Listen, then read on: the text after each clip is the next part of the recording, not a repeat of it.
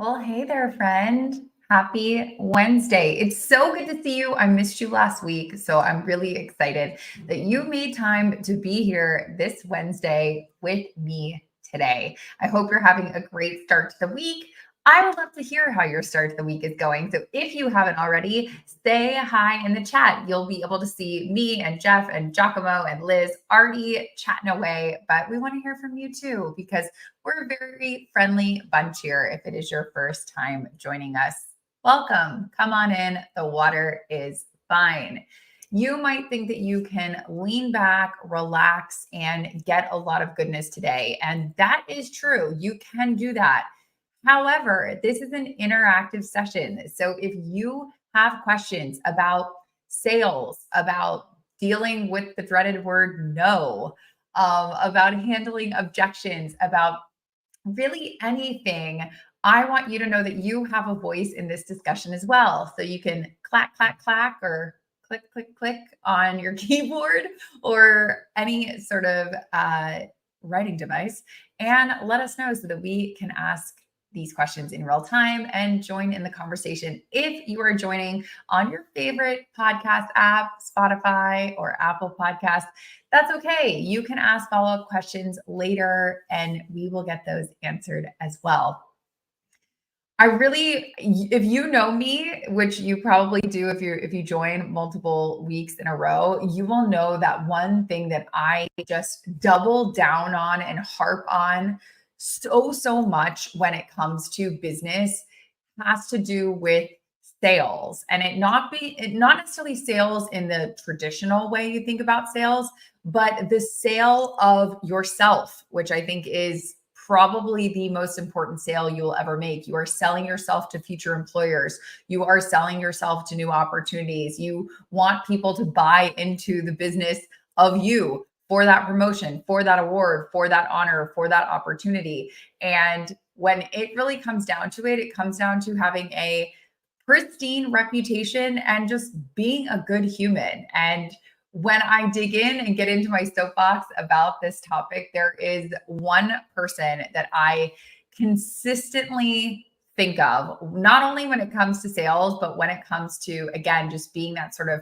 outstanding human. And that is Dean. And hopefully you did some Google stalking about Dean beforehand. If not, I'll give you a little overview. But Dean is just an amazing executive. He's a coach, he's a mentor, he does leadership development and really focuses on sales training is where he really kind of changed the game, honed his craft at John Wiley and Sons. So back in the day when we all used to have books, if you are younger than 21, you probably don't know about those things, but we used to have books and that's what they did at Wiley and Sons. And Dean was in charge of sales. So all of your favorite retails, Amazon, Barnes and Noble, Costco, other national chains where books are sold. That was Dean's job, getting your favorite reads to you. So he has since expanded, has over 14 LinkedIn learning courses, and I am proud to say he is the reason why I myself am a LinkedIn learning instructor now, because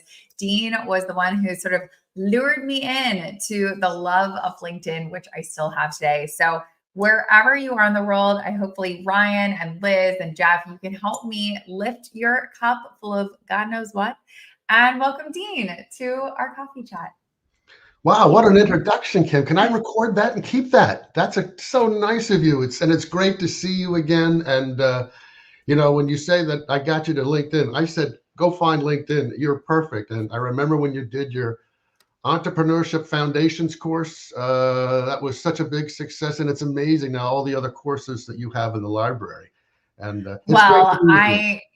I will slowly, hopefully, get up to Dean status because you are so well beloved as not only a LinkedIn learning instructor, but just such an amazing champion and mentor. And I feel like everyone that I talk to is always like, oh, Dean is the best. And I'm like, I know, he really is the best, which I think kind of filters into one of my first questions for you, which is, when did you realize that reputation and kind of having other people say things like Dean is the best was going to be helpful for your career?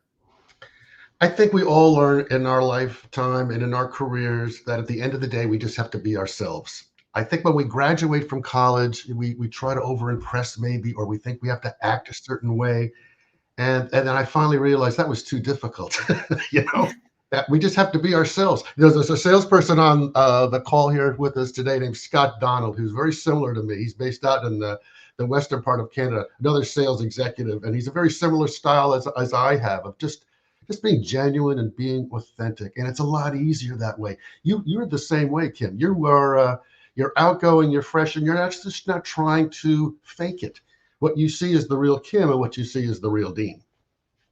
Well, and I think one of the things that you really focused on, I forgot to mention, by the way, that Dean also wrote a book in 2019, right before the pandemic hit, which is amazing, sort of distills all of his learning down in physical form. And it's called Mastering the Basics, Simple Lessons for Achieving Success in Business. So I highly recommend that everybody go check out that book. But one of the things that you sort of talk about in the book is really this coming from this place of helping others. So I think sometimes when we think about sales, it's more of this approach of like getting people to spend money as opposed to this opportunity. And do you see that only expanding with your career as time goes on? I think that's so critically important, and it's one of my lessons is number one is like be good to people. And how hard is that? The world would be a lot better if we were all treating each other better and we're good to people. And if you're not trying always to get something for yourself and looking out for somebody else, trying to help somebody else solve their problems or help guide them better, or if you're not the right solution, get them pointed in the right direction that you can help them. And I just find that, unfortunately, that comes pretty naturally to me, and I've gotten better at it through the years. And it's just a philosophy of being good to people. You're good at it, of smiling and say hello. These are what I call the basics of business and the basics of life, of helping others and smiling, being cordial, friendly. And you had a post a few weeks ago talking about sending thank you notes, a lost art. And how difficult is that? Yet it makes such an important impression on people when we all do those things. I'm glad you brought up this concept of soft skills, because I will speak for myself. I think soft skills were also something that was just waning with the development of texting, with the development of email. But I think COVID, for me, it was the nail in the coffin. Like, people came back to work, in my opinion, like not knowing how to act. Like, to your point, like smiling, saying hello, shaking people's hands, standing up when somebody enters the room, thank you notes. It's like basic like decency or cordialness or manners have gone like out the window. And I'm curious, what is the anecdote to that? Or how do you think that people should be, I guess, like redeveloping these muscles that maybe have atrophied after not being used for so long?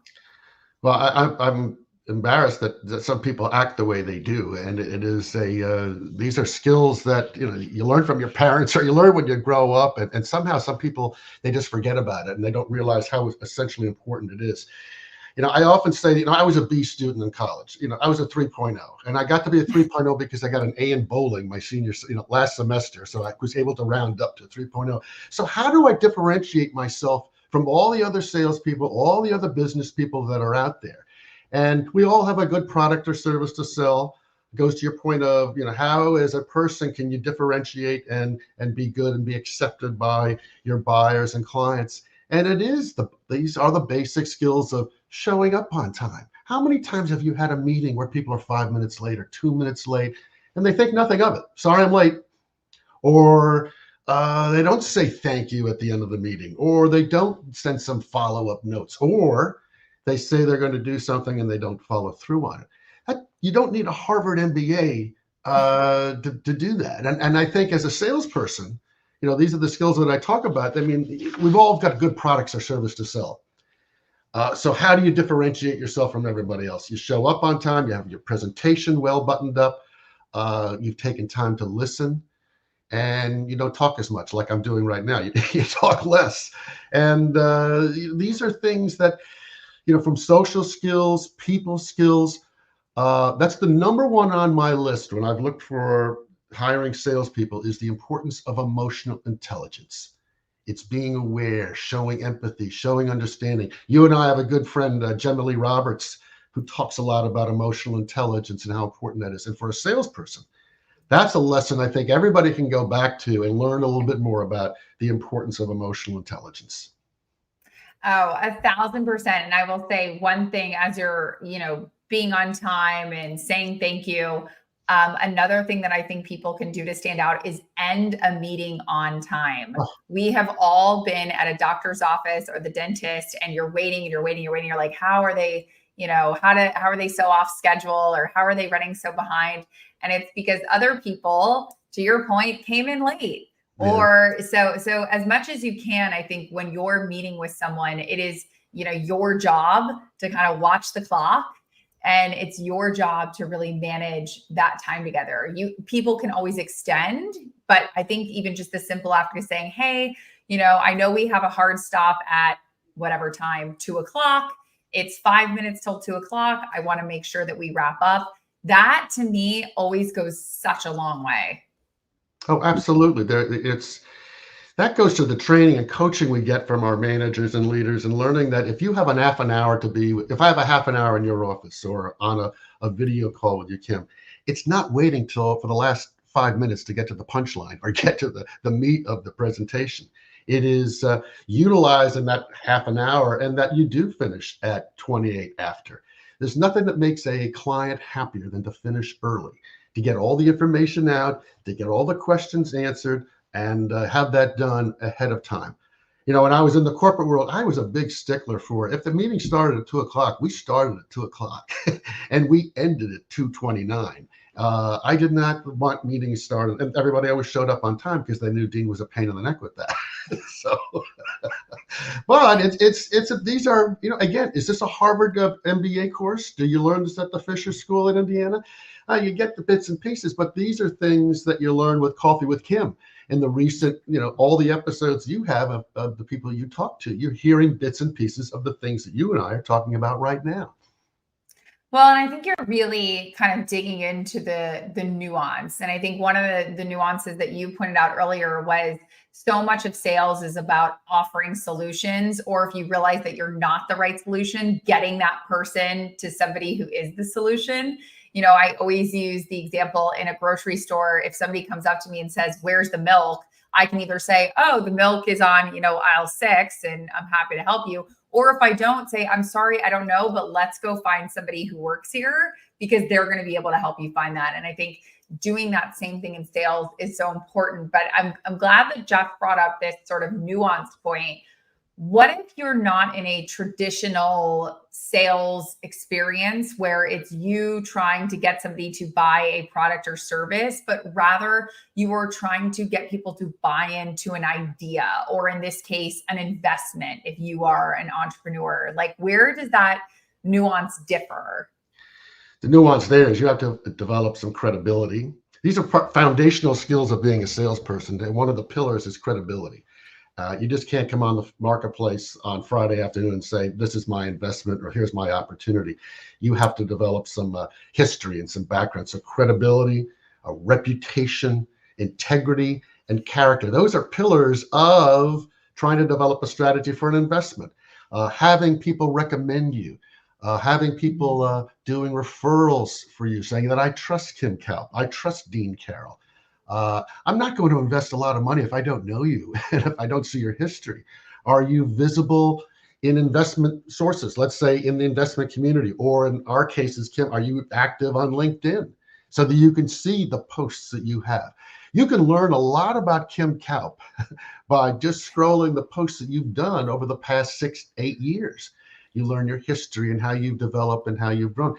Have you taken that time as a salesperson, if I'm working on an investment strategy, to build my credibility in the marketplace? Doesn't happen overnight.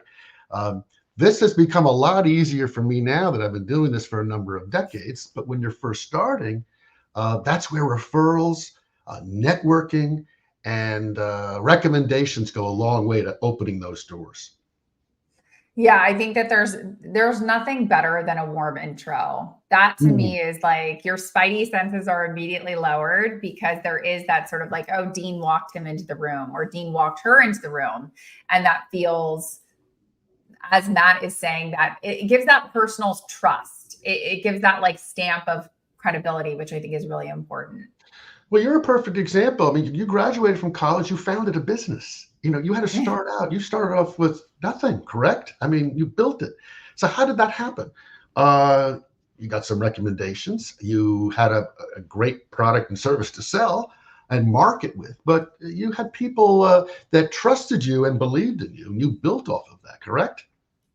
Yeah, no, I think it also helped that I went into corporate for almost 3 years. I think that just being with other humans, I was actually just at a lunch yesterday and I was talking to this friend and I said, I get that everybody wants to work from home and I get Mm, that it's, easier 5 days a week to sit on your couch and click clack on your computer. But for me, the magic happened. And for me, so much of my learning was in person, especially in those early years. Like I got mhm, taught, if anybody's ever had a dog, I don't know if you have a dog, Dean, but I have always learned that if you're going to get a puppy or a new dog, you kind of let the other dogs train the puppy and the puppy learns from the other dogs. mm. And that's a dog example. But I do think that it also works for people. Like you learn how to act or you learn your executive presence or whatever by being around other executives. You don't learn it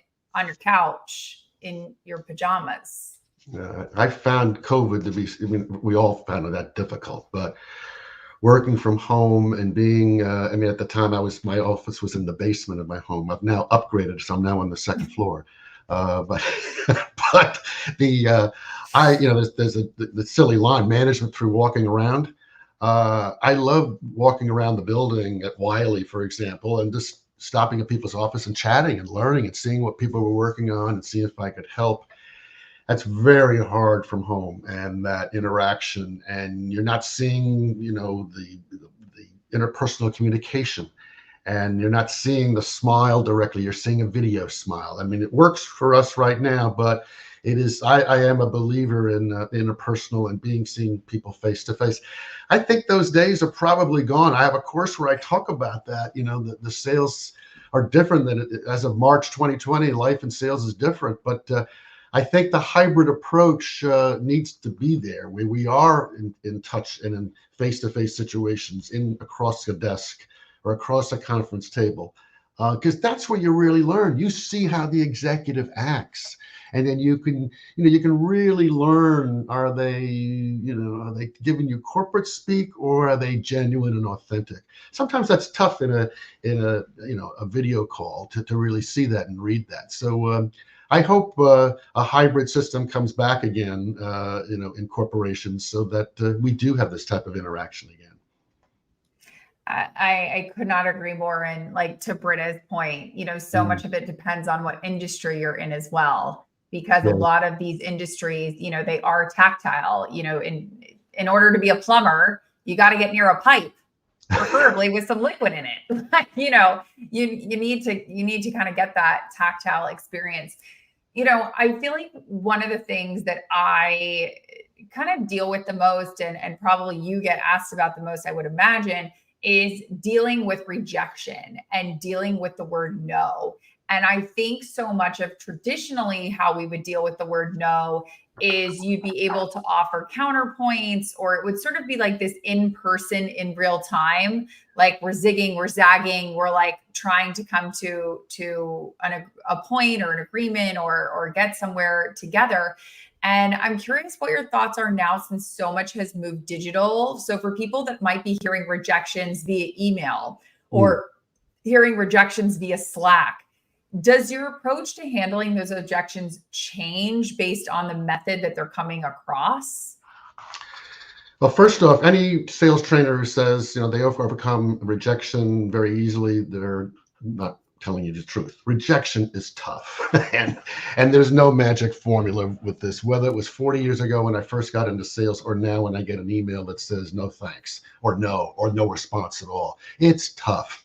And it is part of what we do as salespeople. It's what we do in life. Nobody wants to hear no, whether it's going out, asking a friend to join you for dinner, and they say, no, I really don't want to, or, meet me to play tennis, or no, or in a business situation when somebody says no, we take it too personally.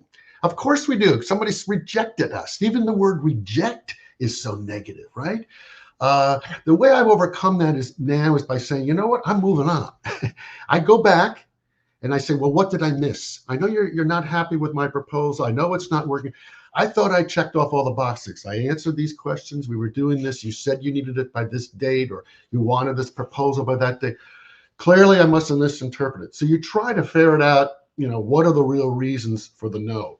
But I have become more, I'm not as, I don't go back to the well as much as I used to. I now am at a point where I say, okay, I'm moving on. I'm going to try to work with Kim and not this person who's always saying no. My patience for the no people has waned as I've gotten older, because some people enjoy not making a decision. And it's a trick, as you learn in business throughout the years. There are some people they're never going to push the button and say yes. Now, it doesn't mean you give up and you never burn a bridge. You never, tell them to go jump in a lake. But the other side is there's a point where you have to say, I'd rather work with Kim than I'd rather work with this person over here.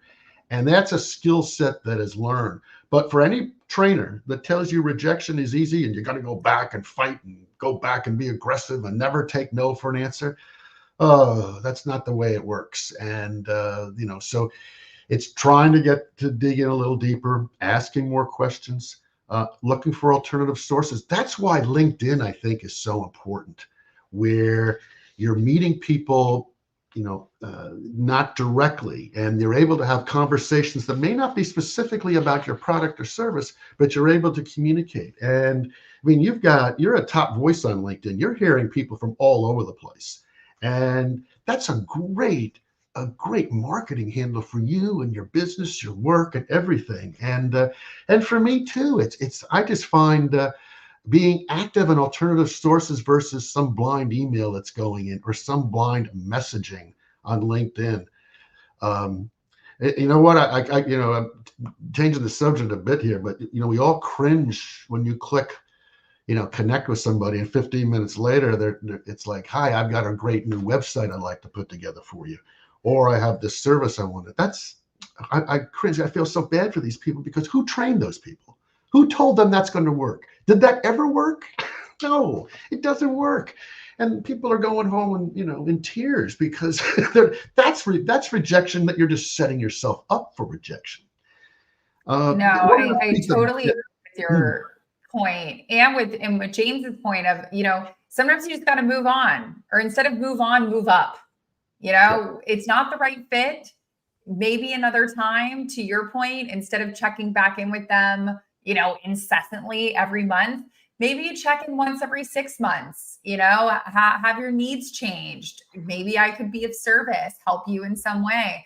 But I think one thing that LinkedIn and technology has been able to do is there are more fish in the sea. I referenced earlier when you were at Wiley, back in the day, as we always say, there were only certain places that you could buy a book, right. Barnes and Noble, Target, Walmart, but that was it. Like there was a finite amount of places that you could get books. And so you had to harp on those people, they had to sell your book, or else, there was nowhere else. But I think now with technology, oh my gosh, there's a million ways you can get books.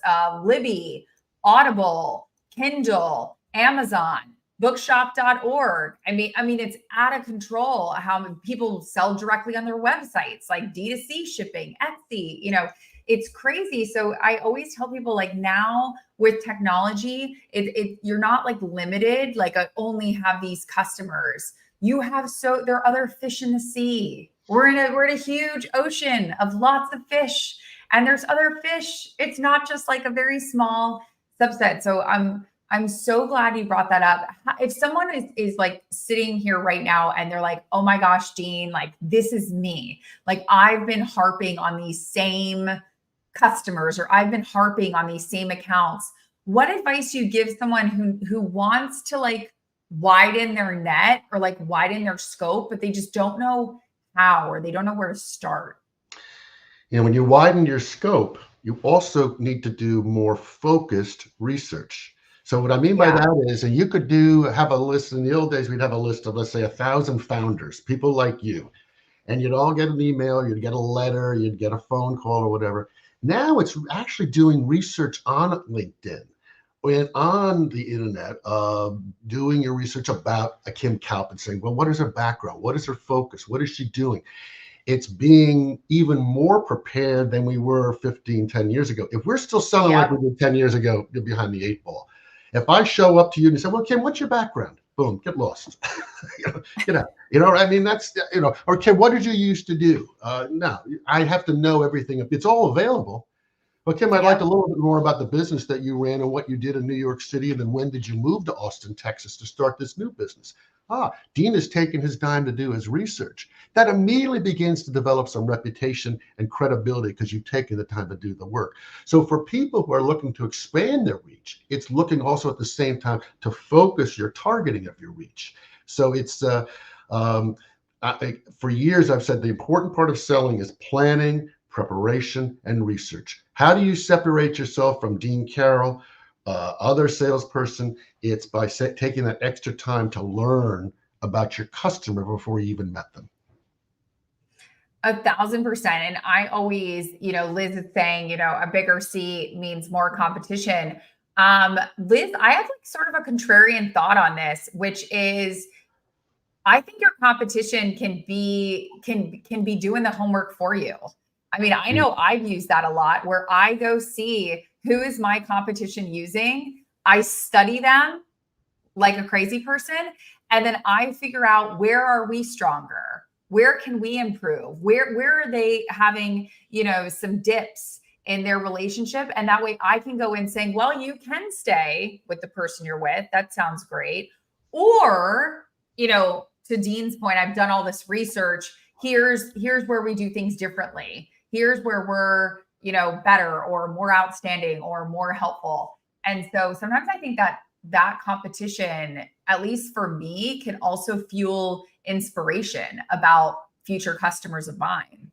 A lot about sales is, how do we make the life of the people we're trying to work with easier? How do we make them more Oh, money? How do we make their life easier? How do we make it less complicated? And how do we make them look good within their own organization? Our job is to make the buyer or the client look better, not for us to sell something. It's to help them. And if we can focus on that, it's that whole thing, the buyer first mentality. We are so trained and embedded to, I got to practice my presentation. I have to have my 10 steps. I have to do the close. I have to handle objections. Then we forget it's not about us. It's about our not client. about us. How do we make their life easier? And again, that takes time to learn. It takes confidence. And it goes back to the list of, what do I look for in salespeople? It's not cockiness. It's not the stereotype of a salesperson the stereotype of a salesperson I never like to hire, that aggressive and in your face. What I'm looking for is somebody who's confident, but believes in their abilities. You're a good example. You're very confident, Kim, but you're very laid back in a comforting way of, your personality comes across, the confidence, yet somebody that I can actually talk to. And that's what makes for a great salesperson. Well, and I think what also makes for a great salesperson is, to your point, as my mother always said, God gave us 2 ears and 1 mouth. And if he wanted us to talk more, he would have given us 2 mouths and 1 ear. So really, you got to go with what the God intended, which is listen as much as possible. And I think some of the best salespeople I know, to your point, Dean, are amazing listeners, not talkers. Takes a while to learn that. We're so excited to sell, and we're so excited to present, and we also know our livelihood depends on it, that we're ready to, hi Kim, and you're ready to jump. Okay, let's go. Right. And so it takes practice to say, Kim, what are some of the projects you're working on, and let you speak. right? And that's a learning curve. So it goes to good salespeople want to be coached. They want to learn. They want to be trained. We all despise role playing. Let's practice this, but it is so important to do it, and that's where you can learn. And whether you're 20, 40, or 60, you're always learning new skills. And like I said before, if I was selling the way I was doing when I first got in the business, ooh, baby, it's totally different. And the basics are there, but it's much more fast paced, and buyers have shorter attention spans. They don't want to get rid of the baloney, get to the facts, right? 1,000%. I'm so excited that Jen is here because normally Jen has a meeting during this time. So I'm very excited that she canceled that meeting and came to join us today. But I love this question that she poses, and I'd love to hear from you, Dean. If the goal is to really be that problem solver, what are some phrases or key sayings or key questions that you use? Because obviously, if I'm meeting somebody for the first time, or even if I know somebody fairly well, it's hard for maybe you to approach like, well, what are you struggling with? It's kind of like when somebody asks me like, oh, how are you? My life could be burning down, and my response will be like, I'm fine. Things are really great. Meanwhile, they're burning down. So, how do you ask these questions, or how do you uncover, like, how do you even start problem solving? Because most people, they're not spilling their problems right off the bat. So what are some phrases or techniques that you use for that?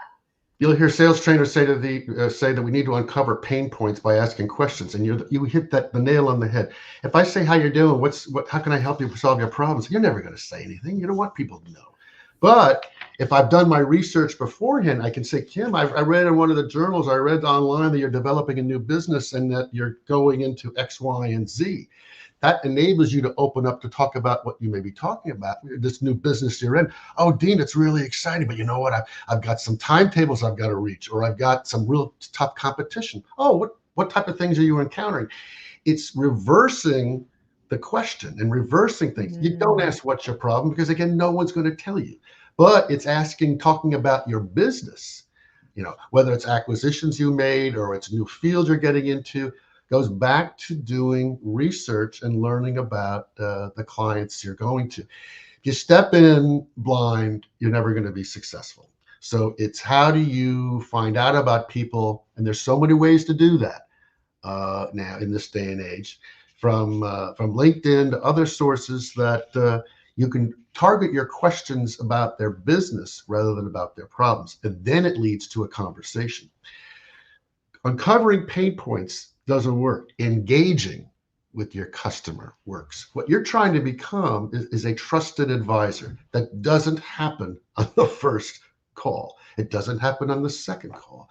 It's going to somebody and learning about them to see if you can be there for as they develop their new strategies and businesses. You can help them out along the way. Well, and I think just knowing that it's a long game. So to Jeff's point, like, you can't just start problem solving 3 seconds into the conversation, even if that's your personality type. If you're like, boom, boom, boom, I'm a problem solver.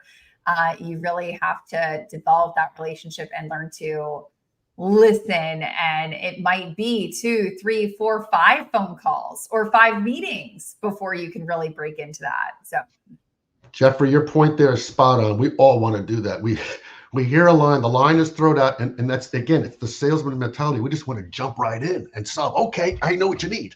Boom. That's just, we're ready to go because we've practiced, we've trained. And Jeff, that's a point that we all fall into, is jumping right in and solving in 2 minutes. Ooh, and it's hard to fight that, but that's something that we have to do. Continue to learn, continue to ask more questions. And again, that goes a long way to developing credibility with your buyer, that you're not jumping right in to solve it, because that may not be the right answer. No, and I think so much of it, I would love your thoughts on this. So I was having coffee, this was like, I don't know, 2 weeks ago, and my friend and I got in a little battle over, which approach is better. I won't tell you whose side was what, but basically one approach was, using yourself as an example. So if you're going in with a meeting with someone, you that sort of mentality of like, I go first. So like, Dean, you know, something that I used to struggle with was XYZ, da, da, da, and then saying, you know, something along the lines of like, what are you struggling with? But kind of you going first, and we're getting this discussion, but almost using like this guilt complex of like, I shared first. Now you feel compelled to share back because I have gone first. And the other side of the argument was that you shouldn't do that because it sort of corners people or makes people feel like they have to share. So I'm curious, have you heard of this before? What do you think about this sort of technique? Well, this is where the best salespeople are good readers of people. It goes back to emotional intelligence. There are some buyers that you go up and you start telling your story first. It's, I don't want to hear your story. This is about me. There are other buyers you might work with. They say, you know what, I've encountered this situation in my company, and this is how we had to handle it. I wonder if this might be something that we could target and customize for you. So it's being able to read your buyer. There is no, again, this is what's changed through the years. There's no cookie cutter answer. And I'm giving you no cookie cutter answer to your question right now. Because I'm a good there's not. But it's how I work with you is going to be a lot different than I'm going to deal with Jen Whitmer or deal with Shelby. Every person that you work with has their own style, personality, patience level. I know, for example, Kim, I probably, if I was trying to present something to you, I know that I could talk for a few minutes about personal things, what's going on in your life, but then you would want to get into business. You know, I don't have time for small talk. But you're friendly, you would be cordial, but I would know there's probably a 3-minute period where you would say, Dean, let's get moving. I don't have an hour to chit chat. Maybe 5. 5, okay, 5. But you know, right? Am I right? I mean, you've got a busy day, and you know, so but there are some buyers that's got to jump right in. We got to talk about it. So it's being able to assess and read your buyer. I like telling personal stories. I like telling, you know, that's the whole storytelling approach to sales. Of what's happened with this customer, and what's happened with me, and people learn from that. And there's an art form to that. You've had guests on talk about that, and I think you're going to have someone in the future talk about that. Mary Rogow, I believe, is going to be coming up in a couple of weeks. And storytelling is a great way to see what's going on in other companies and what you've seen and what you've experienced. Well, and I think not only reading people is so important, but like read the room in terms of like, if you're meeting with somebody at 4:00 on a Friday. Yeah. I mean, you got to know when you're scheduling stuff, when is a good time to be bringing stuff up. Really kind of like that, I think, is one of the most important skills in business, is reading the room, reading who it is that you're meeting with and what the vibes are, which again, to your point, there's no one right answer. It's totally a variable.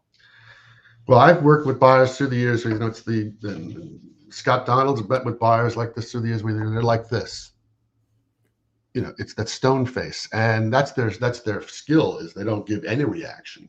And you're trying to read them, and it is very difficult. And reading buyers is something that has become an art form. And it's similar, Kim. Now you do keynote speaking, and if you can't read your audience and shift gears mid keynote, if everybody in the front row is doing this, then you've got a problem, right?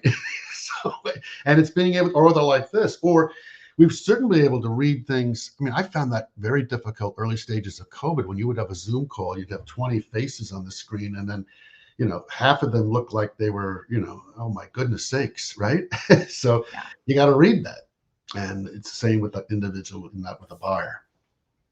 You're easy to read. I know, right? For better or for worse, my facial expressions are quite awful, actually, in business, because my co-founder Abby will tell me all the time that she's like, well, your face answered before you did again. And I'm like, oh, must work on that.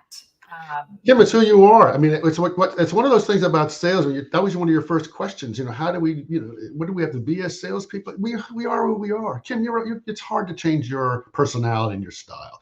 You're a very visual person. You're an outgoing person. If you were all stone faced, I would think there was something wrong. So that's who you are.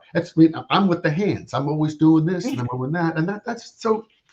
I can't change that. I try to calm things down a bit, but this is how we are. And as salespeople, it's how do we use the strengths that we were given? I'm verbal. I'm outgoing. I like to network. I like to be with people. I use that to my advantage. Some people are much more serious, and they use that to their advantages. So it's coming up with your SWOT analysis: strengths, weaknesses, opportunities, and threats. What are your strengths? What are your top three strengths? What are your three weaknesses? And for me, I go back to my weakness is still I'm talking. Be quiet. No, Dean, that's the whole point, is you're talking and imparting your wisdom on us. And I will have you impart more wisdom for Giacomo's question of where do you see the future of sales? What do you see in terms of, I won't even ask the next 5 years, because God knows we all might have flying cars by then, but at least in the next year or two, what are some things that you're seeing maybe with the clients that you're working with, or the coaching groups, or the companies that you're still attached to? The days of salespeople working on their own are over. I mean, that ended 4 years ago. I mean, the silos of me, but when I first started, I mean, we were salespeople, marketing was over here, operations was over there, and we all worked by ourselves, and we never divulged information of what customers we were working with, or what our budgets were, our sales targets were.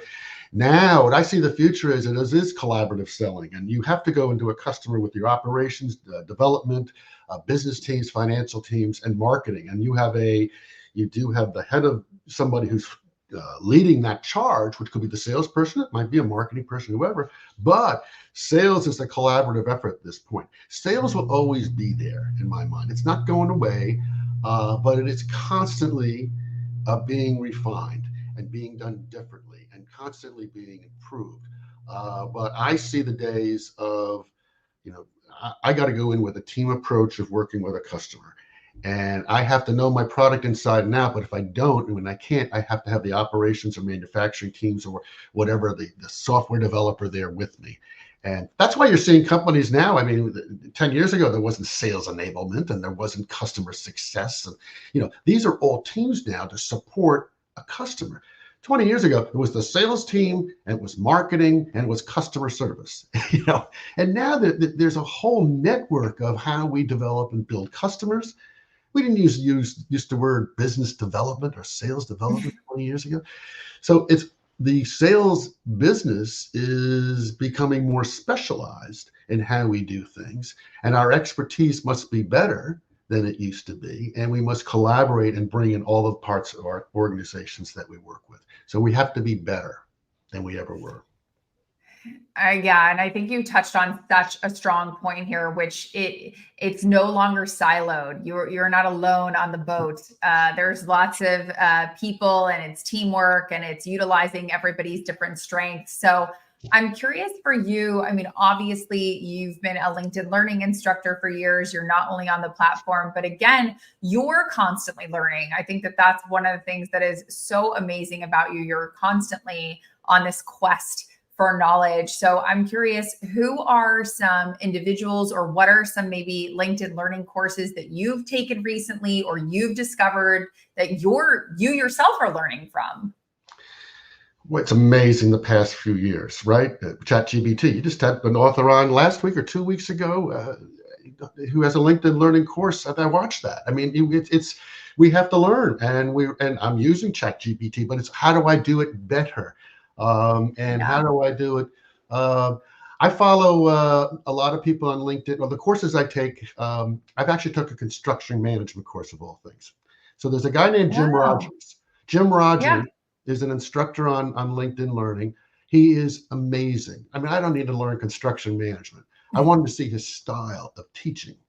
And he's so engaged. He can make, he's got a course on concrete. Do I really need to know about concrete? No, but he's so good. Now, did I watch the whole course? No. But what I said, how does he's got 300,000 a global learners for some of his courses. He's doing something right. And I said, well, what am I learning from that?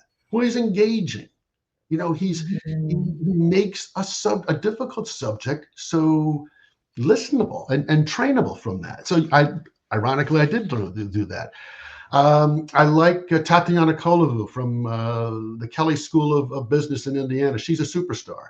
I'm from communication. Share a course on, which I recommend everybody, on elevator pitches.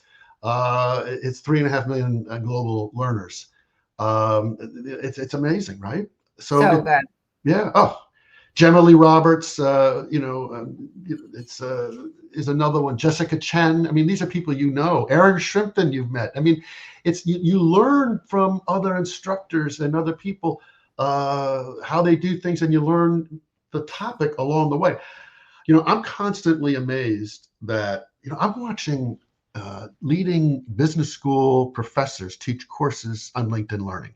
And it's part of my subscription to LinkedIn Learning that I have access to people like Todd Dewitt, Chris Croft, Dave Crenshaw, and the list goes on and on. 18,000 courses, and these, and I'm getting it for a subscription.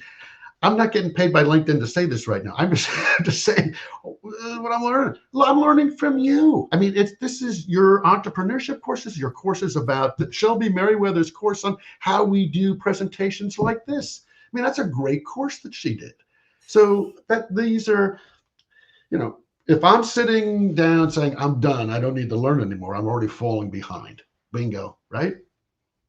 No, I totally agree. And listen, I'm a Costco card holder. I'm a value shopper. I love deals. I love sales. I am also not getting paid, but I will also say LinkedIn Learning has been such a deal for me in terms of, to your point, you do get access to so much knowledge and so many high quality people for a price that I think is, they Yeah. could charge double and I'd probably Yeah. still pay it. Don't Well, tell them that. don't tell them that. No, let's keep quiet on Let's that. let's edit that out of the podcast version, but let's not tell them that they should raise their prices. But I would probably still pay it. But I'm curious. Okay, if obviously around these parts, we love us some homework. So if you could give all of us homework for the rest of this week, going into the weekend, it could be about sales, but honestly, to your point, it's such a wider topic area now. What would your homework assignment for us be? Find ways to do less. And what I mean is, as we learn more and grow more and develop more, we keep adding things on our plate to do. I have always said to Yeah. people, we need to take the time to step back and do spring cleaning.